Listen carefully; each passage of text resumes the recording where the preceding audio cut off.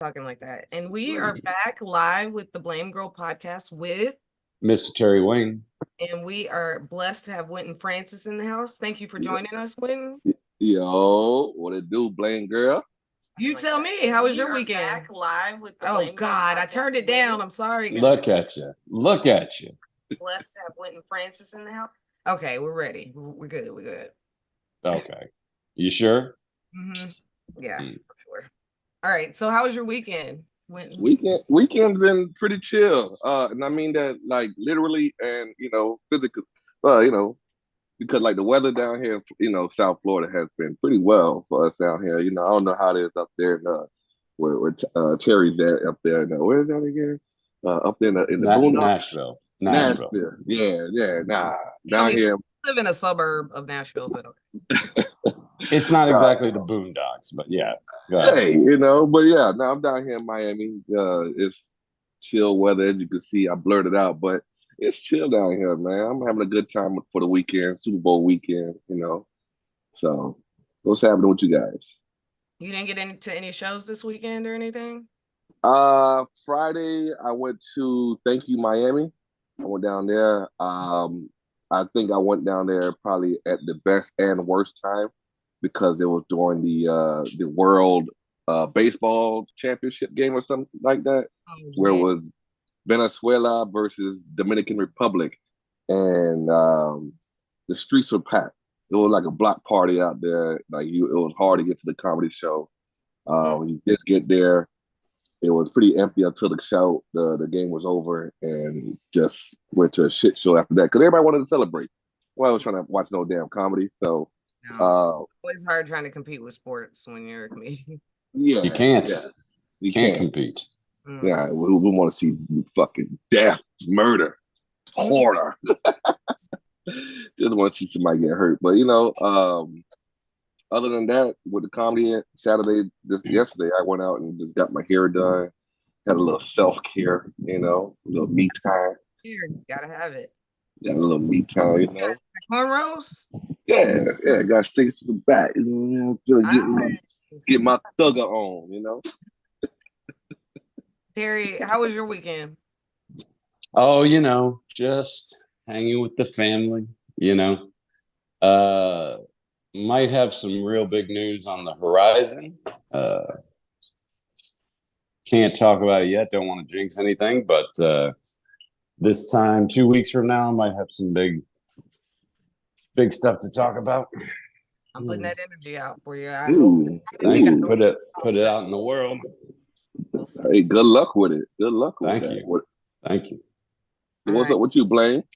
Thank you for asking, Wynton. You see? You're the only one ever. You're the first one ever because nobody cares. A lot of people ask that are good people, No. Yeah. Never ask. But anyway, my weekend was fair. I'll say that. On Friday, I went to a friend's house party for their birthday. That was pretty fun. And then yesterday was a bit rough because we lost another comedian in the South Florida community. Oh yeah. Lost Steve Lamb, and he was a guest like when we first started. We hadn't had him back on, and I regret that now, but he left us last week, and memorial service was yesterday, and it was amazing. I saw all these people that I had not seen in forever, like Jay Guy and Dan Casso, and he really brought them out, and it was a nice service. And then after that, I went and did 30 fucking minutes of comedy downtown because I already had that show booked for the Pluridian Fest, the Lunar New Year celebration, and it's what he would have wanted.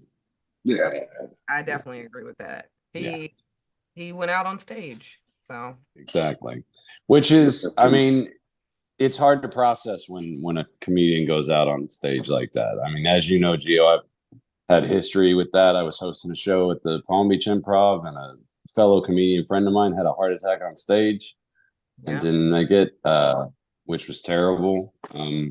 But at the same time, it's kind of poetic, and you kind of, it makes you wonder, like, would you, if you had to go, would you rather go on stage or, Yeah, I saw sitting at home? Some people like agree with that sentiment. They're like, 3 ways I don't want to go out is on stage, having sex or in my sleep. Yeah, that's what I always said. I I don't know. always said I always said I'd rather go. I'd either be on stage or on a 25-year-old, one or the other. I'm You putting know? this Hey, out. I'm putting this out here. I'm gonna go out in my sleep in my beach house, watching the ocean or sleep. Typical woman nonsense. You can't mm, watch the ocean and be asleep, but yeah, I want something nice and peaceful, and that would be poetic for me. But after I've had a long career in comedy, you know. But if I go young, Wow. yeah, maybe while I'm on stage. I don't Well, see, do sex because if you go out during bad sex, I'm a woman. Like men don't be knowing what they doing, so I can't say sex. well, Steve, I know everybody in the comedy fantasy football league, really regrets that Steve didn't win this year. I think in retrospect, we all would have given it up and let him win, if we'd have known. But yeah, He was winning this year regardless. Like right before the set that he went out on, he did a don't tell comedy, and he had, from what I understand, was his best set to date. So that's awesome. That's also awesome. You gotta look in the positive when this type of stuff happens. He was just such a positive force, and I realize that more so now that he is on. Everyone's like saying it, and I didn't even know that he was touching all these people throughout the South Florida community, like new comics, and of course, he's a staple for us older comics. So, Steve Lamb, you're gonna be missed. and lots of love to his family. yeah, Definitely. gonna miss that ukulele, bro. Gonna Yeah, him and miss his that kids. little. Yep, Oh the man, ukulele. We're gonna miss that. They out anyway. It was there. yeah, it was there. Mm-hmm. They had Oh it there. man, Oh, it would All have to right. be. Yeah. Let's get into some blaming. And guys, I let Terry control the topics, and guess what he did? Super what did he Bowl do? topics.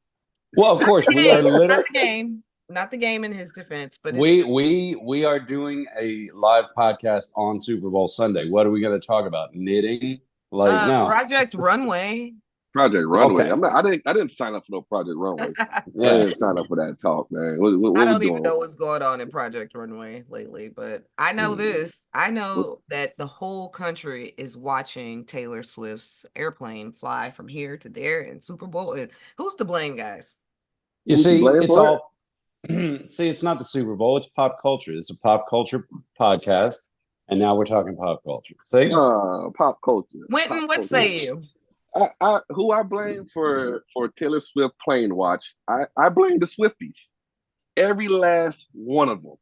Every last one of the Swifties I blame because of the fact that it's only just love between two white people. You know what I mean? It's just some guy and some girl. Y'all hear me? Or I'm That's muted. not why they're watching it though. It's But the kid that it it's the kid that tracks Elon Musk plane because of you can the track No. any plane. You can track Well, any he plane. does. That's what he does. He tracks celebrities' private planes to see where they go because it's for environmental things. Like he's protesting essentially. He gives that information to protesters so they can protest celebrities who say they care about global warming, and they're like, "Well, why are you flying over here in the private jet?" You know? Yeah, but he didn't. He would have doing that prior to Taylor Swift and Travis Kelsey together. He wasn't watching her specifically. That's He was true. Oh no, watching no, he was watching them all. he No, was he was watching them watching them all. all. But Yeah, yeah. now that the Swifties are such a monumental thing now, he has to laser down on her to let everybody know that she is also part of the carbon footprint that's destroying our ecosystem with her third jet airplane or whatever. Not it, if nobody cared Mm-hmm. about the Swifties and what they love so much is their goddess Taylor Swift, nobody would be watching their plane that hard. Nobody. It's just Yeah, another high profile celebrity flying around shitting on us who's down on the ground. Nobody because don't care. honestly, she's not even the worst offender, right? It's Right. She's the not. Oh yeah, there's way worse. But Yeah. It's just she's high profile and everybody wants to where is she gonna make it in time for her boyfriend's big game? That's what they want to know. That's all they want to know. I don't think that's why the kids Well, did. I don't think that's why the kids following. I think it is for the carbon emissions personally, but I think he's been doing. Yeah, yeah, this she's has just not been a the worst while. one. Yeah, but he could sidetrack and have a little side mission where he just hey, if you want to know, follow Swifty's plane, here, follow this link, and follow along Well, with us. when you keep talking about the Swifties, I don't necessarily think this is the Swifties. I think this is the media machine of America, Mm-hmm. because it's not the Swifties that have caught everybody's attention. It's the whole media machine that has picked up on this obsession. Yeah. And it's not the Swifties that are panning over to Taylor Swift at every Kansas City Chiefs games. It's the media doing that because it's something to talk about. And that just feeds into all of us because we're the ones that love having something new to talk about, some new romance, some new scandal. It's our The constant little need for drama. right Yeah, before Valentine's Day, it And all wraps up. right. they And the almost only people the care billions about this year. this, and the only reason anybody cares about this plane is for the same reason. It's drama. Is she gonna make it? Is she not? Of course she's gonna make it. Yeah. They'll bring the NFL would hire the shuttle if they had to get her there. They'll delay the game just for a couple more minutes. Like, hey, hold It's up, not turn even on that more commercials. close.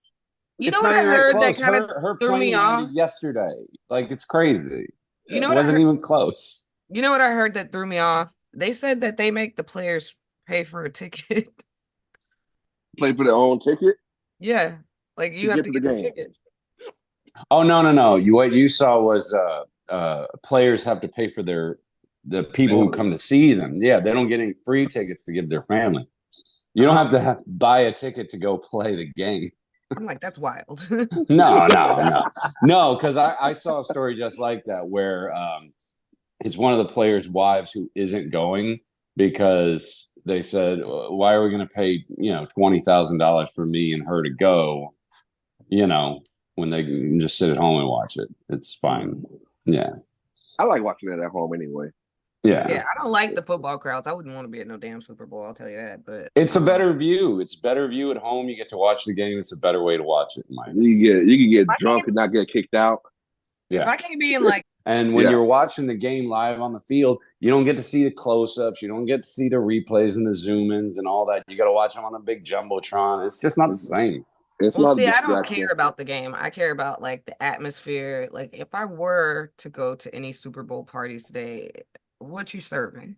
That's what I need. You would like the luxury box then, because I the know. luxury box has nothing to Got- do with the game. No, they It's got all nice about roast the I bet who's they in got good there. drinks.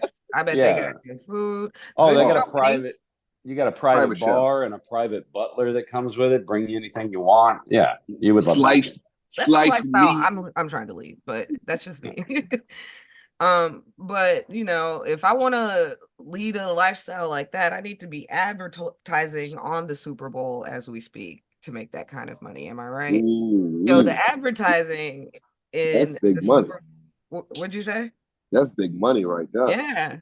Yes, but is it but still are the worth it? ads still worth it? Is it giving these folks a return on their investment? I think so. I think because like the Super Bowl is one event. It's not like the other sporting events that you have here in the States where you have a 7 game series for baseball, 7 game series for basketball, 7 game series for all these other games. Super Bowl is one night, one game where you get to put on your very best for people who are actually locked in. There's nothing else going on tonight. There's no other sports events. There's no Grammys, no award ceremony, no nothing. Everybody is watching this one event in America.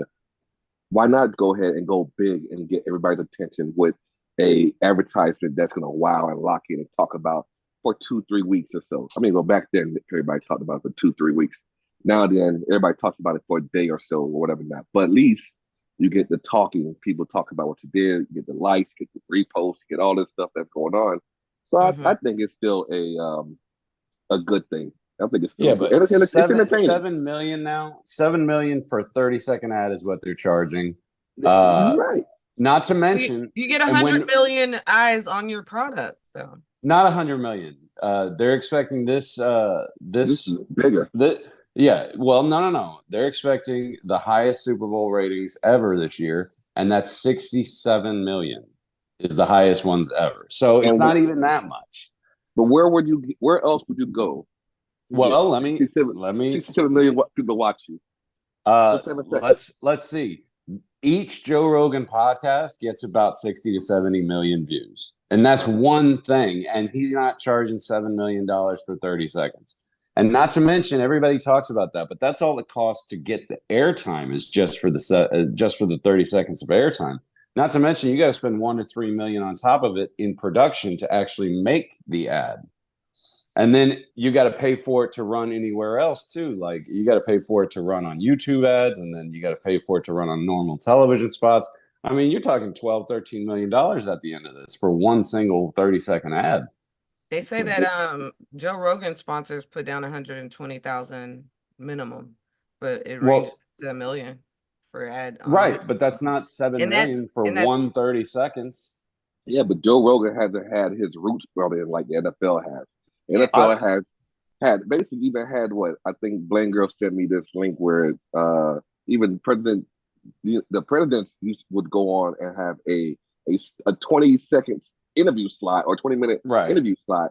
We'll talk about that in a second. But like all of that's crazy. Like the Super Bowl is the biggest thing in America, and it's the most watched live right there and then. You can't fake it. You can't mess it up. You got to make it perfect for one shot. It's like Eminem every year. You know, you get one shot, one opportunity. That's what's different about Joe Rogan. Joe Rogan is what? How often is this podcast? At least twice a week. I don't know. So I don't know. It's watered down. The main event is the Super Bowl. And if you want to go big, you're going to Super Bowl. If you want to go big, you got to pay for big shit. You know what I mean? This ain't no rinky dink little. I'll give you that. Game. I'll give you that. Because of the whole tradition of the thing, the one thing that buys you the most credibility and the most eyeballs isn't the fact that it's the Super Bowl. It's the fact that it's the Super Bowl ads. The ads themselves have taken on a whole new life. Yeah, their own culture. There are certain people who only watch the Super Bowl to see the ads. So just by having your ad in the Super Bowl, you immediately get more media attention. You immediately get more social media attention. So it might be worth it in that respect. But also, don't forget, if you blow it and you don't make the right ad, you just wasted like $12 million. Good for you. That one with GoDaddy? All those GoDaddy ads to me were nothing. Nothing. What happened with the GoDaddy ads? They were just trash. They just spent $1 million on just a trash ad, like just show. All right, so they'll sexualize a woman in an ad like GoDaddy, and it was just trash. It was just like. Well, that's what they feel like that market likes. I bet. Right, but not for the Super Bowl. What markets? GoDaddy is a website. A male market would like some sex in their ads, probably. It's okay. Well, it's a website company, so I don't know what that has to do with anything. I want to say this: we've got a South Florida comedian that's been on our podcast that's going to be in a Super Bowl commercial today. Our boy Phil Esme. Look out for him. I believe it's a Bud Light or a Budweiser. Maybe a beer commercial. Really? Yeah. Congratulations. Oh, and you know why it's congratulations? Because as an actor, everyone's gonna have their eyes on him. So you want that as an actor, as a someone selling something. Super Bowl is where it's at. Period. I know what that is. That's the Miller Lite ad they're doing where people could volunteer to. I don't think it was Miller Lite. Oh, okay. Well, something's wrong with your green screen because if you look at your face, you can't. Yeah, you see it? There you go. I think maybe I need to wipe my. You got some light shining there. Yeah, I need to wipe my thing. Give me 1 second. Yeah. Y'all keep talking. Yeah. No, I assume that's what it is, just because they were supposed to be getting like hundreds and hundreds of people on there. But I'll be watching, so I'll be looking. I mean, I've always liked the commercials. I'm not gonna lie.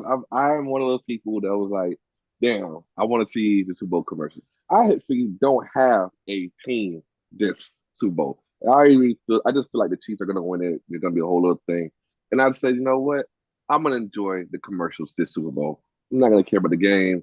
I'm not gonna go through this hoopla of, oh, let's bet this. That. I just want to watch the game, and I want to watch the dog Usher kill the halftime show. That's all I want to Well, watch. you know, in a game like this where they've played this game before, what, 4 years ago, the same exact game. Yeah. Unless you're a fan of one of those teams, you're right when it can be a little boring because, like, I'm going for the 49ers. I'd like to see Brock Purdy win just because he was Mr. Irrelevant.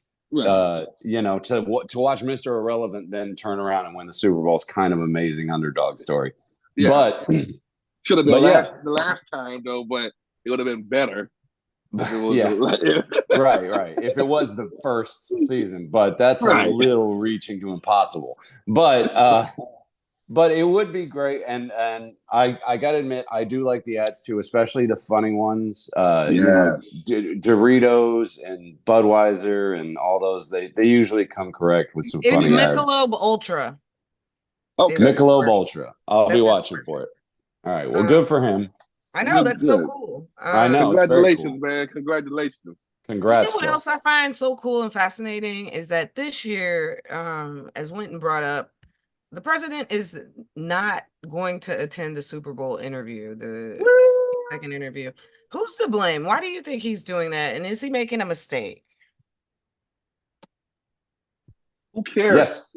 Yes. No, he obviously is making a mistake, but Wynton said, who cares? Yes, who cares? We don't want to hear him. And then Terry. Well, you just mentioned it. Well, you can't say who cares now. Because who cares? Listen, I understand the advertising part, and I understand the time slot. I understand that all the eyes are on you. But I don't understand, why do I need to hear my president's talk during a football situation? That's a very good point. I didn't even know they did that. Terry told Wynton.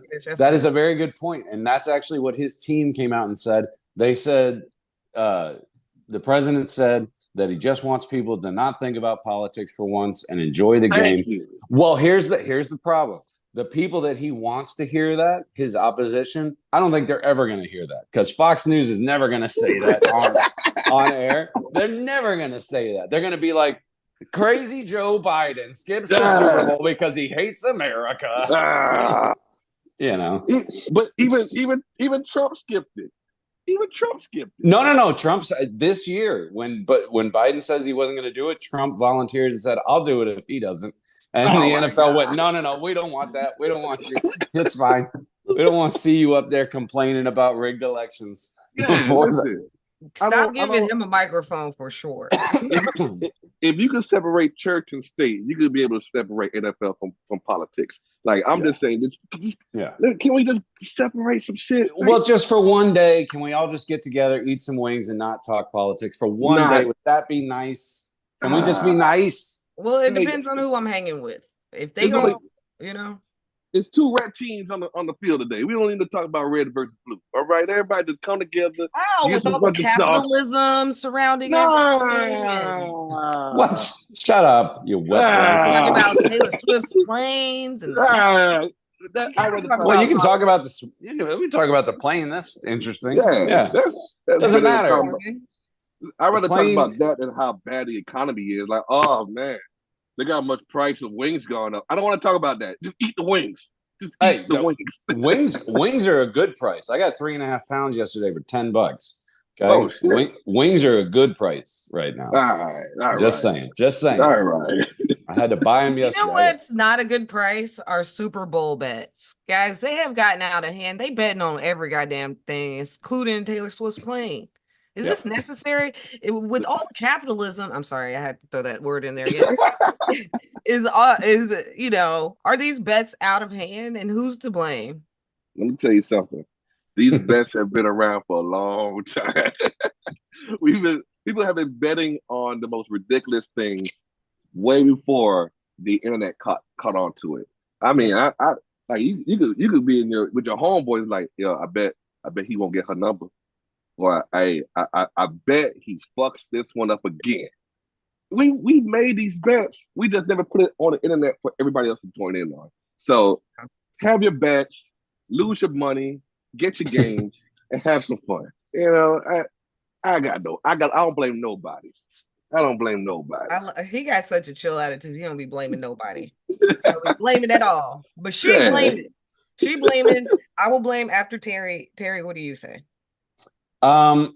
Yeah, I mean, I kind of agree with when like some of these bets have always been around, but some of these bets are brand new. I saw a bet on DraftKings yesterday that how many times it was an over under bet on how many times the camera is going to pan to Taylor Swift during the game. Like that is a little nuts at this point. Like there always was the bets. I remember even as a teenager, the news was reporting that now Vegas is offering a bet on the coin toss. I remember when that started, when the heads or tails, because it was just a 50-50 bet. But I remember that being on the news. Well, I remember that being on the news, but yeah, I think it also has to do with capitalism, DraftKings and all these places and don't forget about being down bad and they could come up. I will bet on a flip of a coin if I could just win $25. You know what I mean?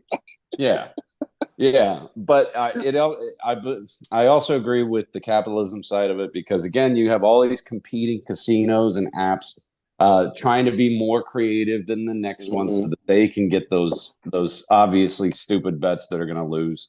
I feel like it's just a bunch of dudes drinking like, hey, what kind of bets can we make? Like what's your idea? Like what jersey do you think Taylor Swift is going to show up in, home or away?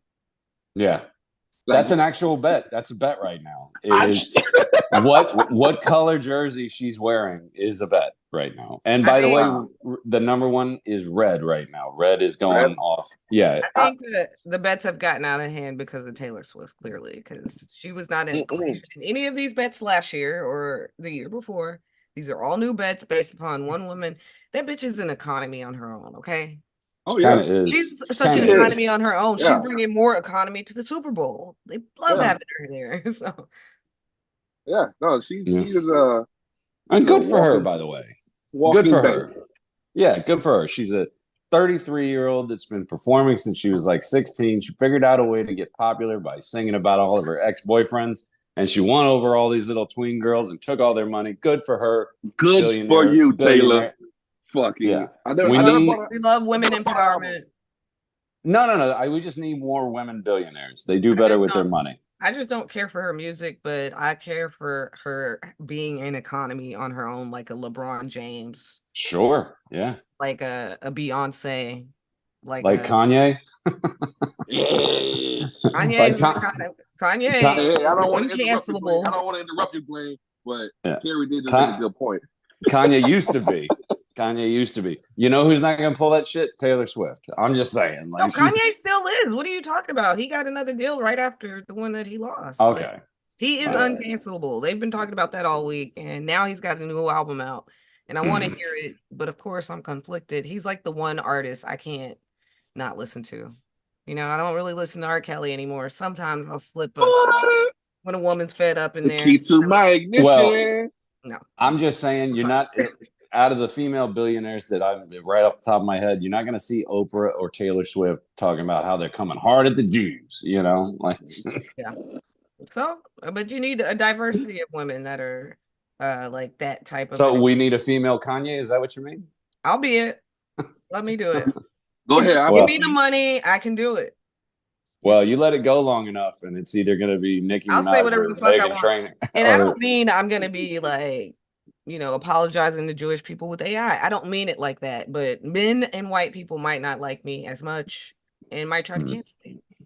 They already canceled me. I can't even get off the ground because I'm just kidding.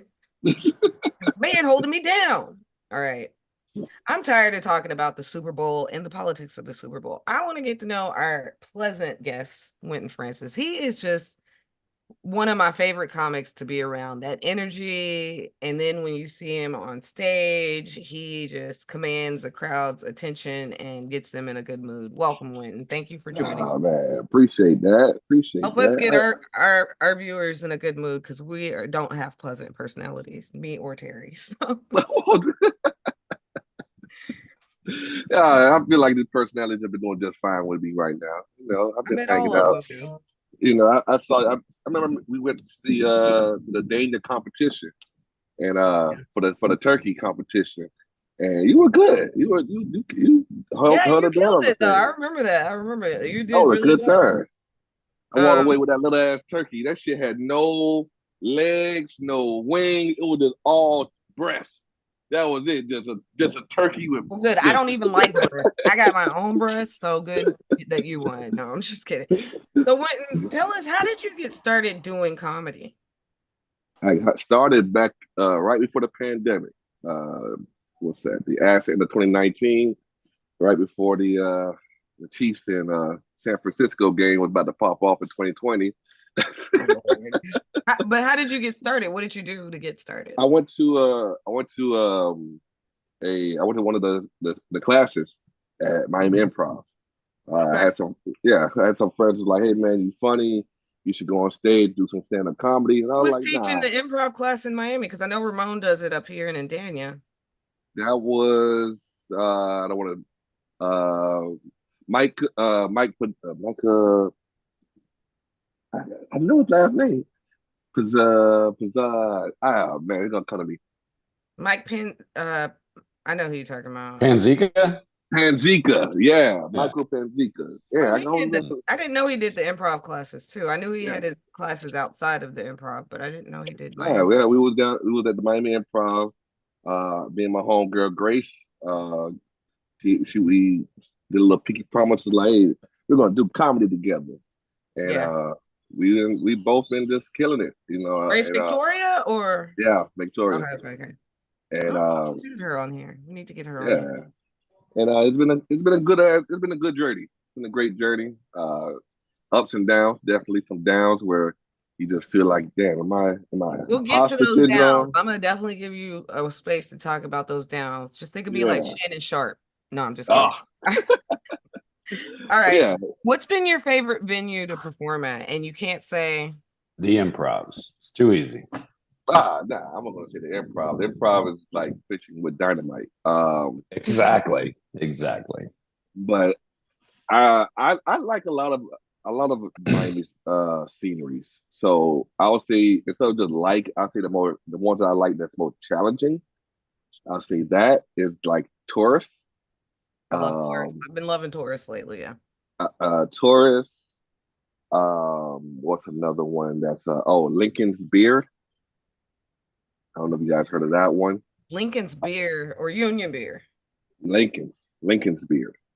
Hmm. It's further south, like when you're going towards Bird Road area down Like there. I've been on it's something Lincoln, but I can't. Anyway, okay, go ahead. Yeah. So, Those two because the thing is that those crowds aren't paying attention at the beginning. They're in their own space. It's a small venue, so when you got to try to command the room and get everybody to shut the fuck up and listen to you, it's hard, you know, and especially if you're still challenging yourself to learn how to control the stage and your stage presence and stuff like that. If you don't have that charisma or that way of like, hey, look at me without saying, hey, you fuckers, look at me.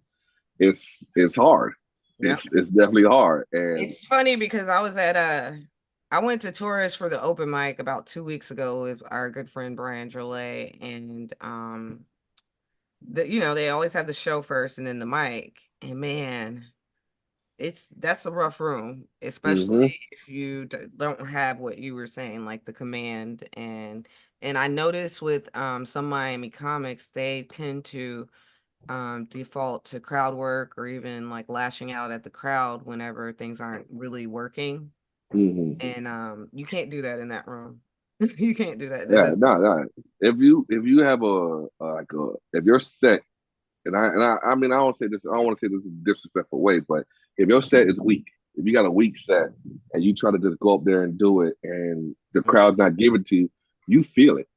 You Mhm. yourself feel it. You know, like damn, my set is not getting the reciprocation that I wanted it to get, or I'm not feeling confidence anymore in my set because these people aren't paying attention to me.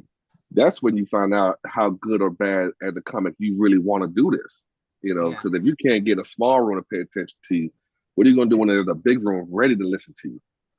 Like you Very got to be true. ready.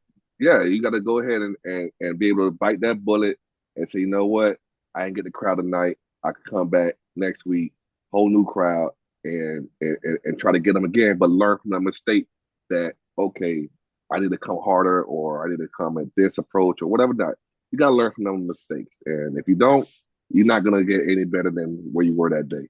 That part. You got to be like improving, right? Yeah. So, what venue do you hate? I'm just kidding. You Oh, ain't got to answer. You oh ain't got to answer.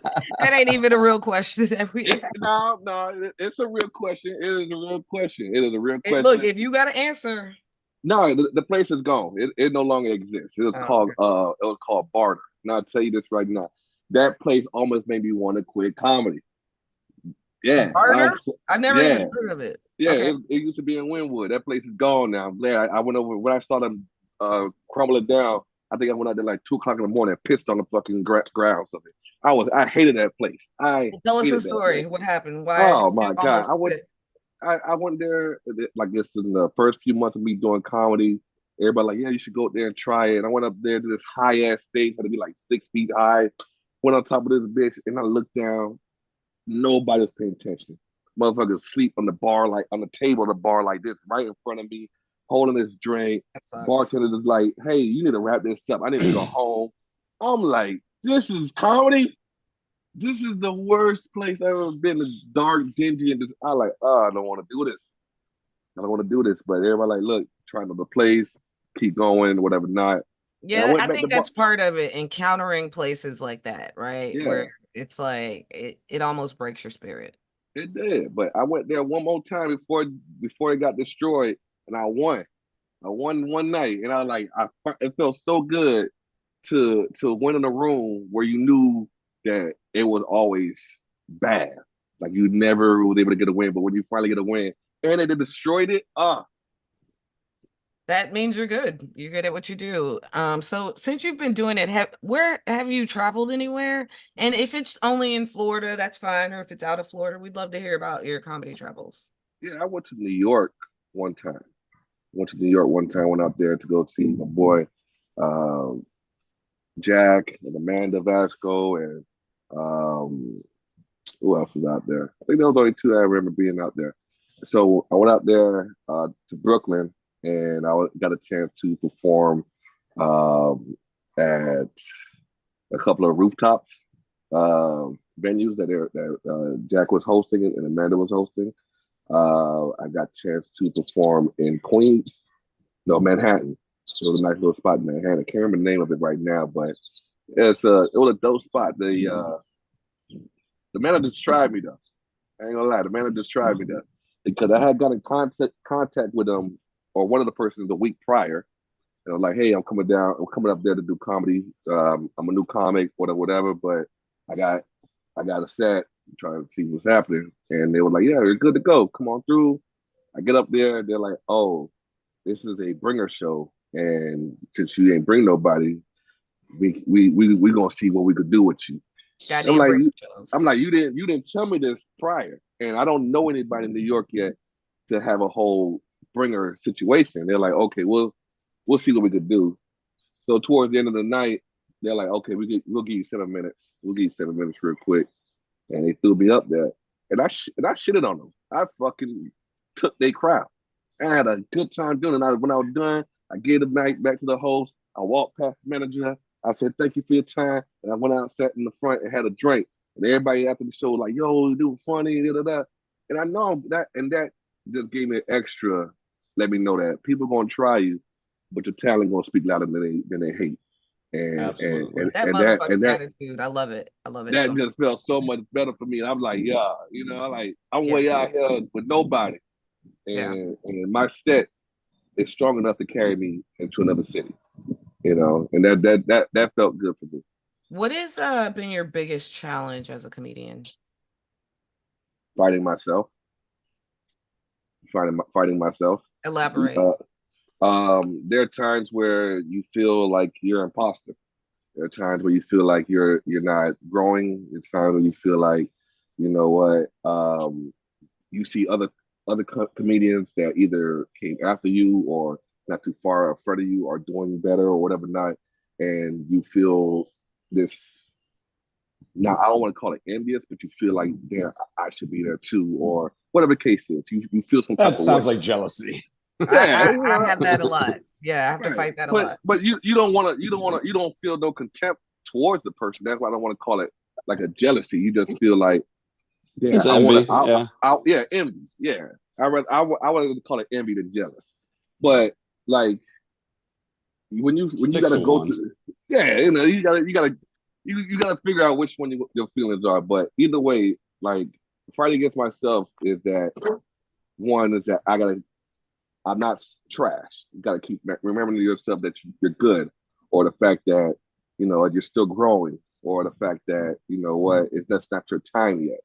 And you gotta fight these mental battles from time to time to keep yourself from quitting or just I don't know whatever the case is. Protect Just your mental health, all of that. Yeah, no, I all get that stuff, you got to like do that.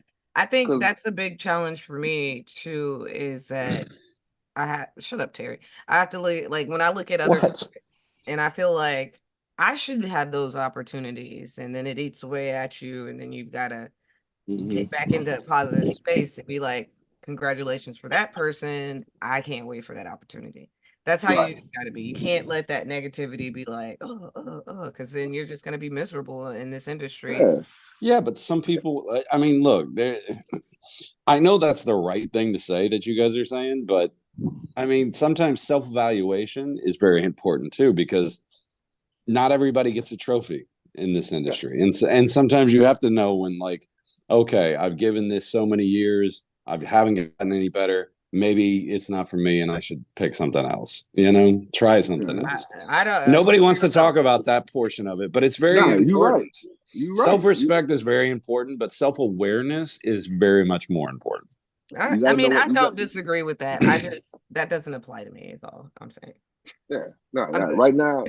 good. Nobody said it did. I'm a That's your superstar. insecurity coming up. Okay. Don't Yeah. blame me. Mhm. Yeah, once you evaluate yourself, you gotta see, what, I've gone through this many years, and one, I'm not either marketing myself right, I'm not putting myself out there better, or my jokes are just weak, Yeah. and I need to just walk away from this. Yeah. There's nothing wrong with that. You put in Yeah. the time and you tried your best, and you did what everything was right. Fine, walk away. But if you know you're good and you're just like lazy, you just lazy as fuck, and then you just want everything handed to you, then yeah, you're gonna feel that way. But if Yeah. you're a Yeah. person that's like hardworking, putting in the time, putting in the grind at the show, whatever not, and you're actually funny, and you're not making it, That is part. because you're just not in the right front of people, and it's hard to find those people. And that's those three things is a path that we all have to choose eventually. Tell That's us a all. little bit about yourself. Like where are you from, day job, family, other projects, podcasts, anything you want to tell us about who Wynton Francis is, okay? Me, I'm a Navy veteran. Did 7 years in the Navy. Thank you I for your service. appreciate that, Ted. I got out. What? Looked for jobs all around the place. Ended up working at a strip club for like 7 years and some change. Best time. Boy, Which that's one strip end of the club? spectrum to the other, isn't it? Yeah, I know, right? Which I strip went for club? No wonder he's so happy. Hmm. Club 11, the one Oh, I've down. been there. I've been there. Yeah, I worked there. Worked there for a while, and then I got a new job now working for Channel 7 News. Nice. Yeah. Doing what? I work as a cameraman and a gatherer. I do the collective like Bond videos. I don't know if you see my stories. I post Bond videos of all the dirt bags of Miami that got caught on some fuck shit, like on some felonies and stuff like that. Like that one lady that who was the bad mother who beat her kid in the hallway, threw her ass up there. You know what I mean? Yeah. Like Yeah. I like it. I like What it. did the And kid do, though? That's my the kid question. didn't What did the do kid anything. do? The kid didn't Oh, do anything. the The kid kid, always does something. no, no, Terry, no. Terry in Yeah, here with the victim blame. listen, Yeah. Terry, that kid didn't do nothing, man. That kid was just being a kid. and their mom was I'm being just a saying. tyrant. I'm just saying, anybody who's been around kids for any kind of period of time automatically thinks, Listen, all right, what did that kid do to that poor woman? I feel you. I feel you. I feel All you. right. But come on, Terry. So yeah, I work for the news now. Look, I'd rather do comedy. You know what I mean? I'd rather be the comedian full time. You know, sleep during the day, comedy at night. You know, that's what I'd rather do. But I need to pay the You bills. sleep So in the day and do a comedy at night. Okay, I'm sorry. yeah, that's what Okay. All right. stars. Do you have a podcast or anything else that you do outside of just stand up or? No, I do a little filming. You know, I have a homeboy that he does tattoos. So right now we're building up his marketing campaign. So we film videos of him tattooing and do little like podcast talk with that. Me personally, I'm not in front of any cameras, you know, unless I'm doing stand up. So as far as outside projects right now, nothing outside of that. Okay. Well, you're being lazy. No, I'm just kidding. See what I'm saying? See what I'm saying? I know I'm late. I know I'm lazy, but I'm still talented. I'm just giving you shit. All right. Are you ready to play the blame game, Wynton? Yes, ma'am. Yes, ma'am. All right. Your name is Wynton and not Winston. Wynton, The blame. W-Y. Yeah. Who's the blame? Yeah. Who's to blame for my name being misspelled?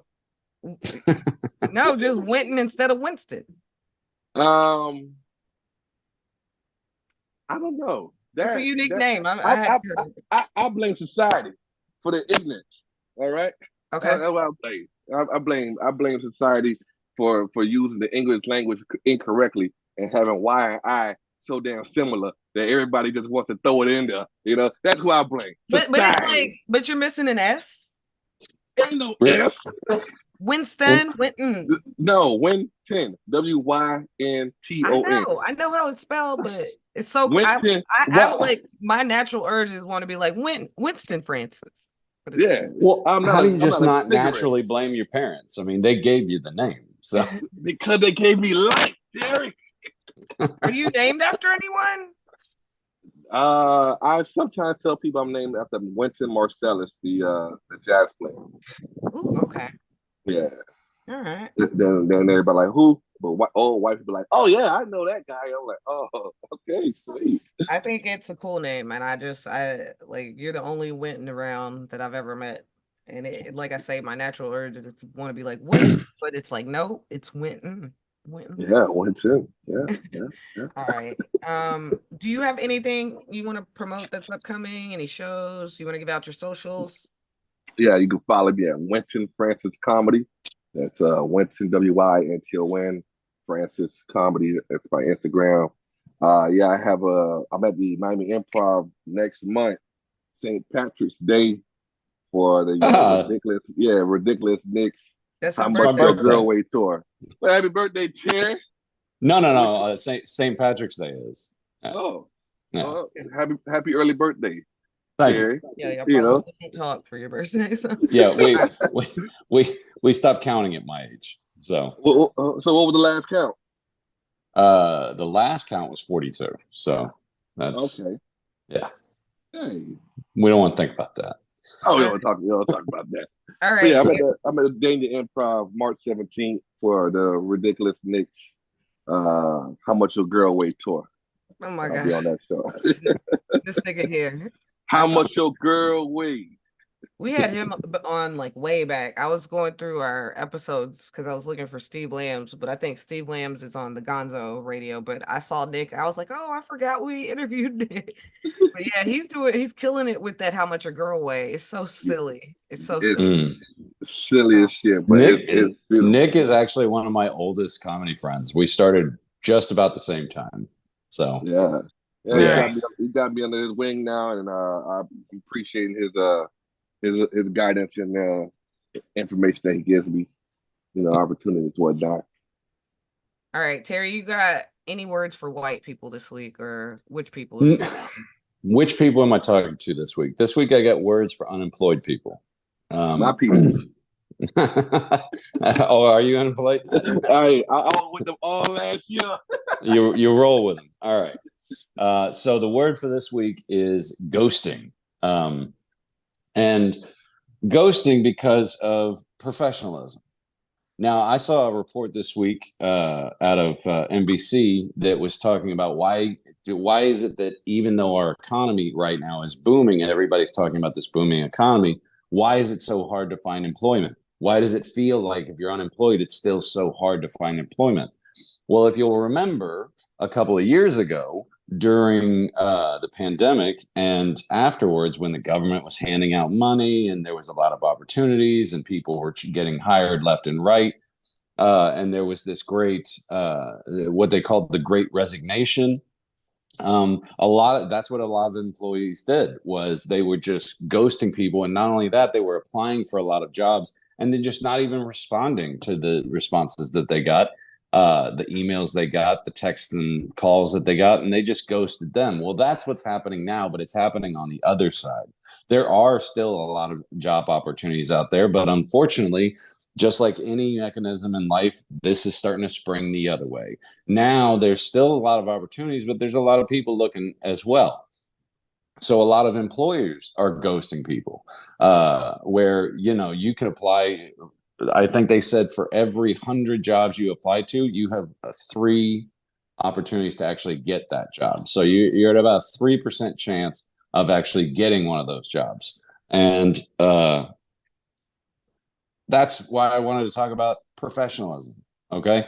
Because we need to have professionalism on both sides, not just the hirers, but the employees that are currently working and the employees that are looking for work right now.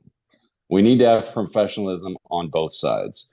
If you apply for a job and you think, oh, well, they never even called me back, or I went to an interview and they never even let me know whether I got it or not. Yeah, that's terrible. You know what else is terrible? If you apply for that job and show interest and then ghost them too, because it's just as disrespectful to take up the time of somebody who's looking for an employee as it is for somebody on the other side who's hiring to disrespect the time of somebody looking for a job.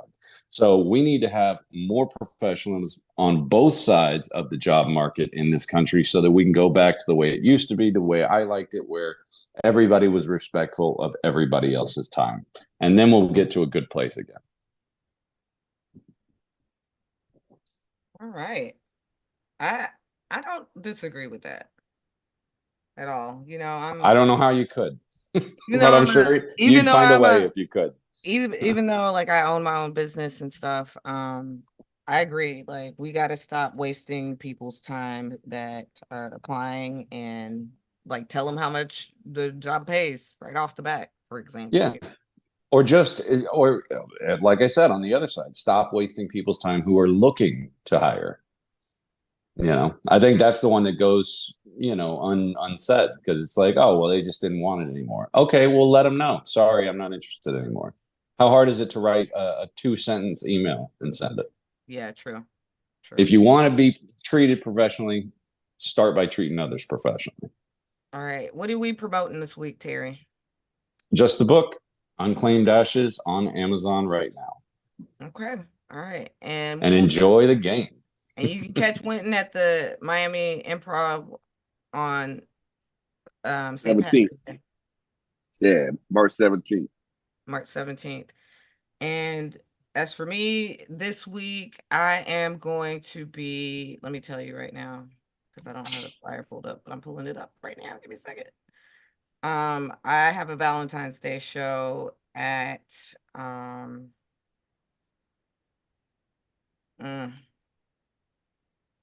okay. The Lonely Hearts Club? Where? It's called the place is called Los Cocos Restaurant, and it is in St. Lucie. So if you're up north and you don't have anything for Valentine's Day, come out. I'm performing with the two Perrys and my good friend Jessica, who's very funny. And it'll be fun. So Perry Sack? We got Perry Sack and then P Mac. Oh, I miss him. Tell him I miss him. I will let him know you miss him. I think we're gonna ride together because we're all coming from the same space to go up to St. Lucie. P Mac's the only one that's on it that's up there. So anyway. Nice. All right, guys. Thank you for tuning in. Wynton, thank you. Yeah, appreciate it. But hang around a second. Thank you for joining in. And until next time, guys, we'll see you next week.